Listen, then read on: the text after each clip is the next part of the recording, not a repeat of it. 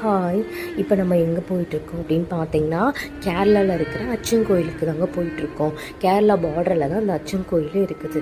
So கேரளாவுக்கு போகிறதுக்கு முன்னாடி இந்த கோயிலுக்கு எல்லோரும் போயிட்டு கண்டிப்பாக போங்க, ரொம்ப அழகாக இருக்கும். நான் எப்போவுமே இந்த கோயிலுக்கு பகல் டைம் தாங்க வந்திருக்கேன். நைட்டு ஒன் டைம் கூட நான் வந்ததே இல்லை. ஆனால் அன்றைக்கி வந்துட்டு உண்மையிலே சொல்கிறேன், அந்த கோயில் எனக்கு ரொம்ப பிடிச்சிருந்தது.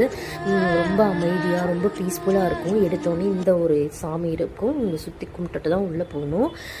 பார்த்தீங்கன்னா அங்கே சுற்றி பிரகாரம்லாம் பார்த்திங்கன்னா செம்ம அமைதியாக நீட்டாக இருக்கும், ரொம்ப பாரம்பரியமாக இருக்கும்.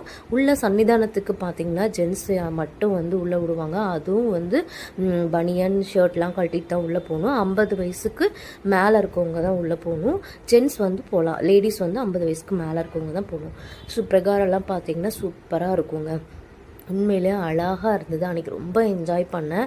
அப்படி இந்த கோயிலுக்கெலாம் போயிட்டு முடிச்சுட்டு நல்லா சுற்றி அடிச்சுட்டு நேராக என்ன பண்ணோன்னா பார்டருக்கு தாங்க நாங்கள் போனோம். இந்த கோயிலுக்கு வராதவங்க கண்டிப்பாக வாங்க. அப்படியே என்ன பண்ணோன்னா பார்டருக்கு போயிட்டு 2 பரோட்டா வச்சு சால்னா வச்சு சாப்பிட்டுட்டு அப்படியே என்ன பண்ணிட்டோன்னா நேராக வீட்டுக்கு போயிட்டோம். எல்லோரும் பார்டருக்கு வந்திருக்கீங்களான்னு தெரில, கண்டிப்பாக வாங்க, ரொம்ப நல்லாயிருக்கும் சாப்பாடு. அதுக்கப்புறம் பார்த்திங்கன்னா நாங்கள் வீட்டுக்கு வந்துட்டோம் நைட்டு.